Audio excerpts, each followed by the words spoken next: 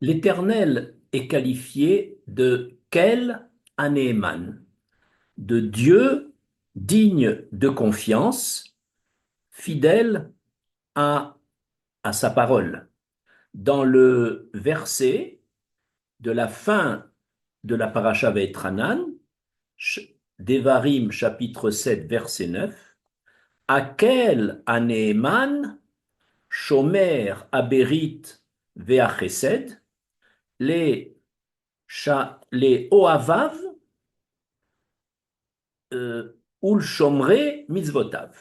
Je traduis, Dieu est digne de confiance, fidèle au pacte de bienveillance pour ceux qui l'aiment et ceux qui accomplissent ses commandements. Ce verset veut dire la chose suivante.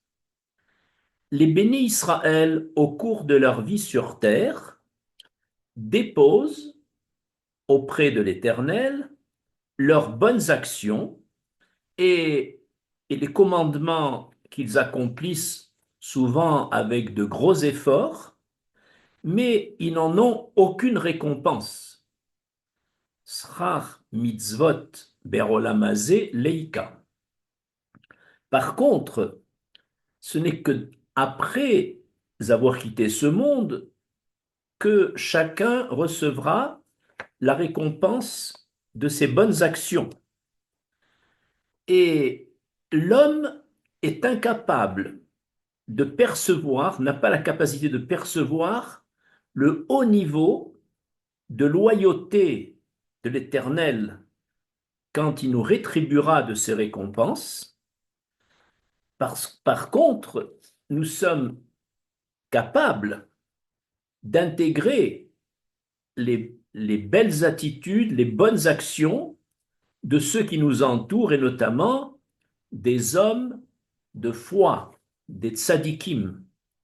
C'est pourquoi le Midrash Devarim Rabbah affirme Me emunato shel basar vadam ata yodera emunato shel akadosh baruch hu.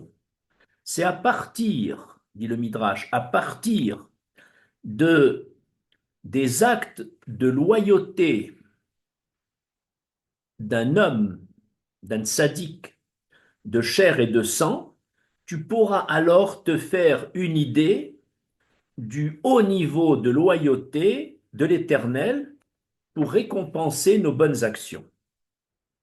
Ce qui veut dire que nous sommes capables d'intégrer les actes de loyauté, les actions des hommes de foi, et à partir de, du mérite qu'on reconnaît dans ces hommes de foi, on pourra avoir une idée du haut niveau de loyauté dans le règlement de notre récompense dans le monde d'en haut, de celui qui les a créés, de celui qui nous a créés. Et le Midrash va illustrer ce principe important par trois exemples concrets. Le premier exemple, c'est la loyauté de Rabbi Pinchas ben Yair. Selon le Midrash cité, Midrash Devarim Rabbah au chapitre 3, Rabbi Pinchas ben Yair était un tzaddik qui vivait au sud, dans une ville du sud d'Israël. Un jour, deux hommes d'affaires arrivent dans cette ville pour faire du commerce. Ils ont amené avec eux deux petits sacs contenant chacun un CA d'orge. Un CA, c'est environ 12 litres, comme provision au cas où les affaires ne marchent pas. Et dès leur arrivée dans la ville, ayant confiance à Rabbi Pinchas ben Yair, il lui demande s'il veut bien garder ces deux sacs qu'ils récupéreront à la fin de la semaine après avoir fait une semaine d'affaires dans la ville. Rabbi Pinchas ben Yair accepte ces deux sacs, donc environ 2 fois 12 litres, ça fait à peu près 25 litres, et les deux hommes ayant fait de bonnes affaires ont oublié leur sac de provisions et s'en sont retournés chez eux. Et Rabbi Pinchas Ben Yair, qui voulait leur rendre, était déçu puisqu'il n'a personne à qui les rendre. Qu'a-t-il fait? Normalement, il aurait dû les laisser dans un coin euh, où cette orge peut se conserver, et à leur retour, dans un an ou dans 2 ans, leur rendre le sac. C'est pas ce qu'il a fait. Il a fait mieux. Il a égrené les graines d'orge qui étaient dans ce sac, il les a ensemencées dans son champ, et il a ainsi récolté au bout de quelques mois de l'orge en quantité supérieure, bien sûr, à ce qu'il avait ensemencé. C'est à peu près dans le rapport 4 pour les bénéfices. Autrement dit, les 25 litres sont devenus 4 fois 25 litres, 100 litres d'orge. Et à la deuxième année, il s'attend à l'arrivée de ces deux commerçants, ils ne viennent pas. Il refait la même chose, il égrène la récolte d'orge, il les re-ensemence et ensuite il récolte. Et ainsi, 1 an, 2 ans, 3 ans, ce n'est qu'à la septième année que les deux commerçants reviennent dans la ville de Rabbi Pinchas Ben Yair. Et bien sûr, le rapport 4 puissance 7, ça fait à peu près 16 000. Et donc, la quantité de blé initiale de 25 litres a été multipliée par 16 000, ce qui fait environ 400 000 litres. Et à part ça, il a bien sûr utilisé sa grange pour engranger ces grandes quantités de blé. Lorsque les commerçants reviennent, Rabbi Pinchas Ben Yair les reconnaît et il leur dit, vous avez oublié la dernière fois, vous m'avez déposé 25 litres d'or, je dois vous les rendre. Alors les commerçants viennent avec lui dans la grange s'attendant à recevoir 25 litres. En fait, ils en ont reçu 400 000 litres. Et là, ils ont été impressionnés parce que d'après la loi stricte, Rabbi Pinchas Ben Yair aurait pu leur rendre simplement les 25 litres. Mais comme il a agi Meshurat Adin, ça veut dire au-dessus de la ligne classique de conduite, il a fait ses efforts chaque fois de dégrainer, d'ensemencer, de mettre du fumier et de récolter et d'engranger. Tous ces travaux-là, il les a pris sur son compte et il leur a donné cette grande quantité. Eh bien, on peut transposer cela pour l'Éternel, de même que les deux commerçants ont déposé deux sacs d'orge, deux petits sacs de 25 litres au total, nous déposons chaque jour, chaque mois, chaque année, une quantité de mitzvot qui ont droit à une récompense. Mais cette récompense, on ne l'a pas sur terre.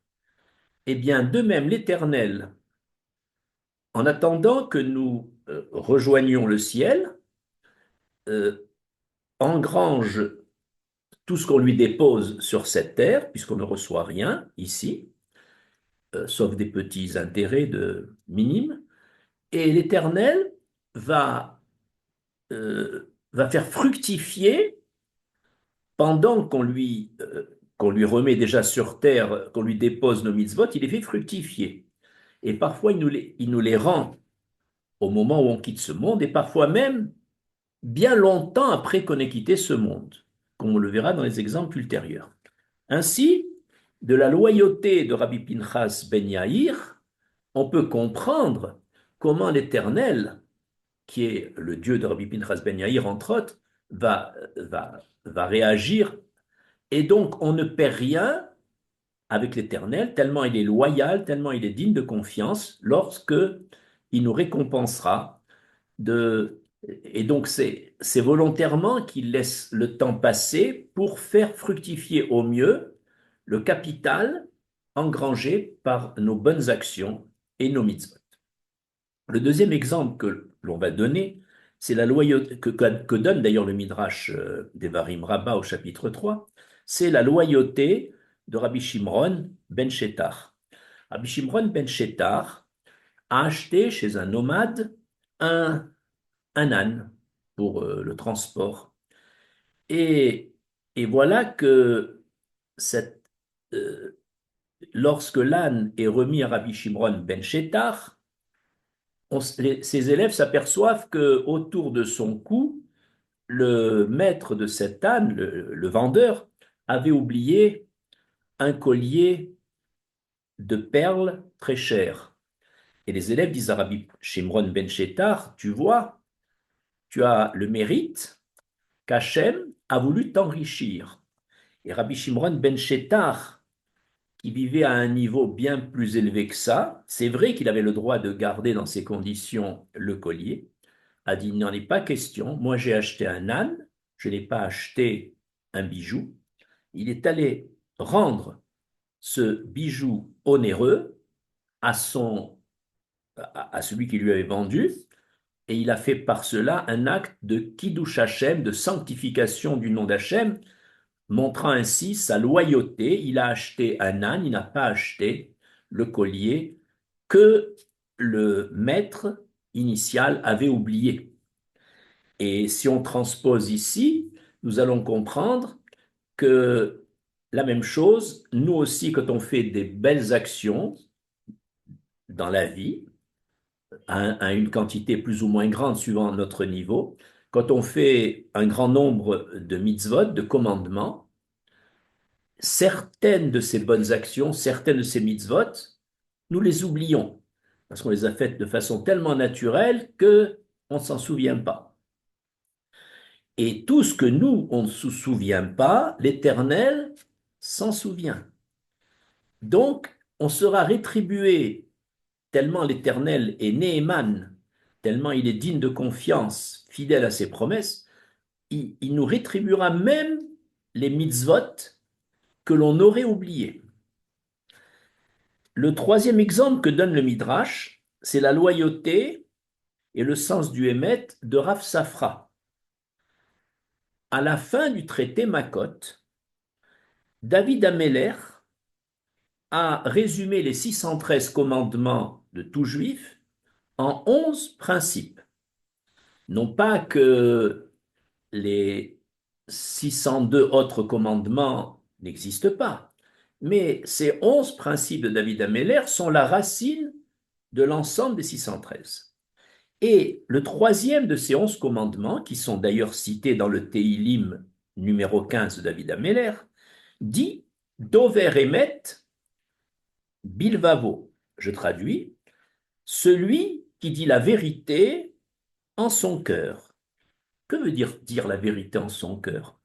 Non seulement ce qu'il y a dans son cœur, on l'exprime fidèlement pour qu'il n'y ait pas de dichotomie en ce qu'il y a dans le cœur et dans l'expression orale, mais même les pensées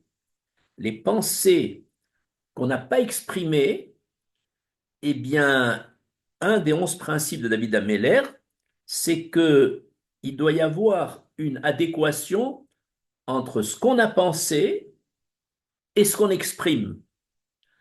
Si déjà ce qu'on a pensé que l'interlocuteur ne connaît pas, je le fais correspondre à l'expression de ma parole, à plus forte raison, je ferai correspondre la parole aux actes.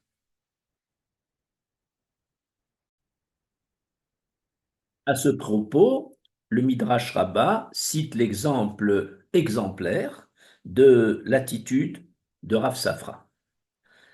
Ce Rav avait mis un objet, un meuble à vendre, et pendant qu'il était en train d'enrouler ses téphilines de Rabbi Notam et de lire le Kriyat Shema, pendant cette période, il ne pouvait pas parler, un acheteur se présente et lui dit, je suis prêt à t'acheter ton meuble pour 1 dinar. Rav Safra ne répond pas puisqu'il est occupé à ses téphilines et au Kriyat Shema.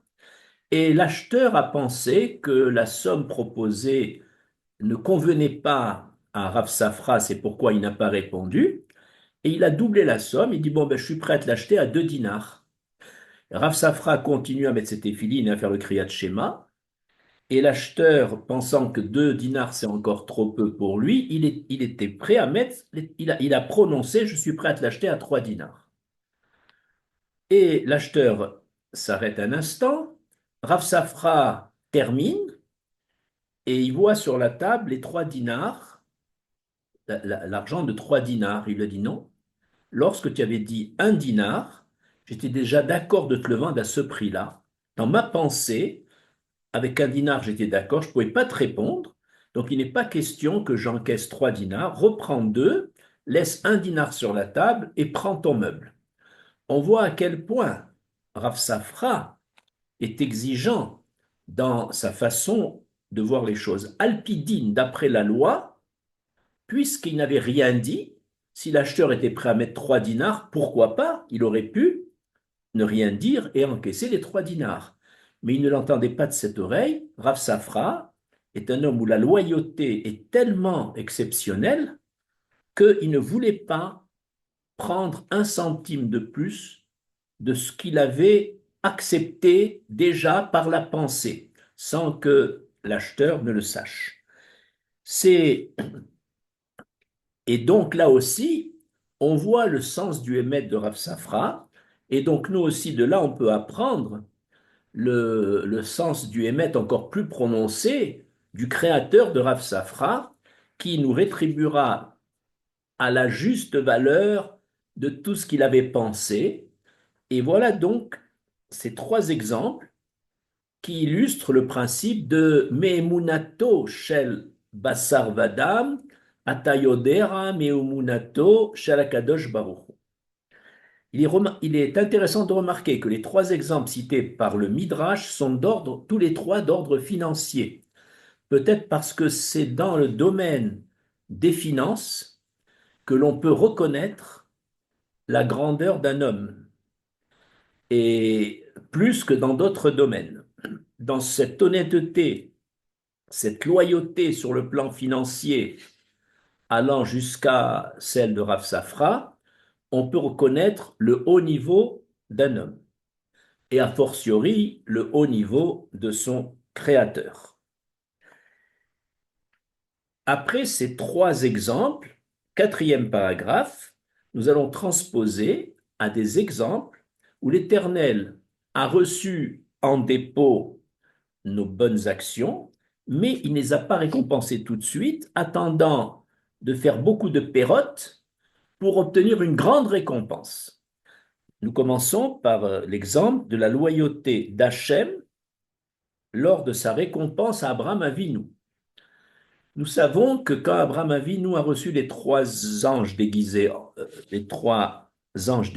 hommes, Abraham, malgré la chaleur intense dans le désert, malgré son âge, l'âge de 100 ans, malgré le fait qu'il était au 3e jour de sa circoncision, donc le jour le plus douloureux, ça n'empêche pas de vouloir avoir ces 3 personnes comme invitées, et le repas qu'il leur offre en les mettant sous l'arbre, en leur apportant les mets, va donner à Abraham Avinu un mérite très grand, le mérite de cette hospitalité dans les conditions qu'on a énoncées.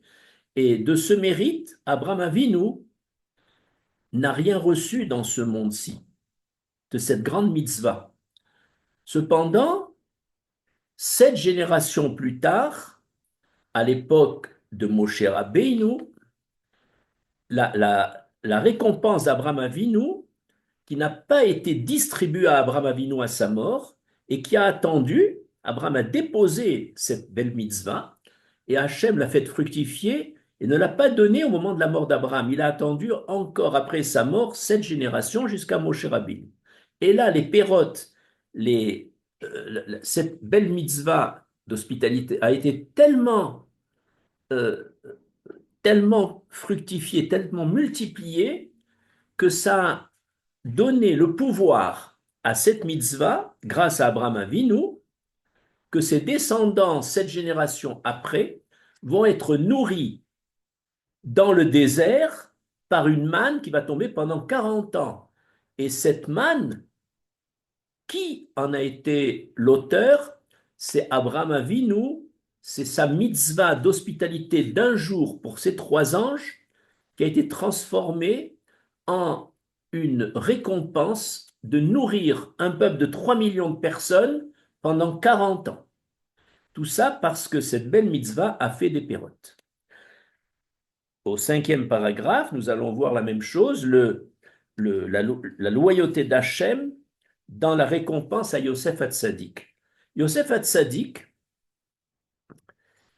lorsque la femme de son maître, Madame Potiphar, a cherché à le séduire, non seulement il n'a pas accepté, mais en plus, il a pris la fuite.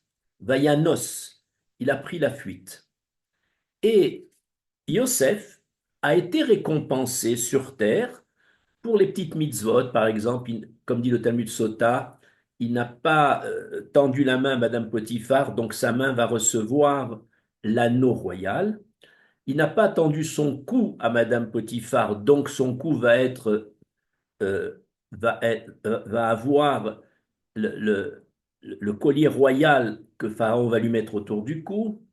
Ses pieds n'ont pas couru vers Madame Potiphar, donc ses pieds vont monter sur le trône, pardon, sur le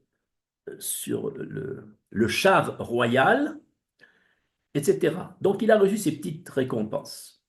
Mais la véritable mitzvah de Yosef, c'est d'avoir pris la fuite pour ne prendre aucun risque en restant près de Madame Potiphar. Et ce risque et cette fuite lui est compté très cher. Pourquoi? Parce que à cause de cette fuite, laissant sa veste entre les mains de Madame Potiphar qui l'a arrachée de lui, va être une pièce à conviction qui va coûter à Yosef 10 ans de prison, à part les 2 ans que l'on connaît. Et, et donc, Yosef a déposé auprès de l'Éternel cette belle mitzvah de Vayanous de s'être enfui. Mais il n'en a pas été récompensé dans ce monde.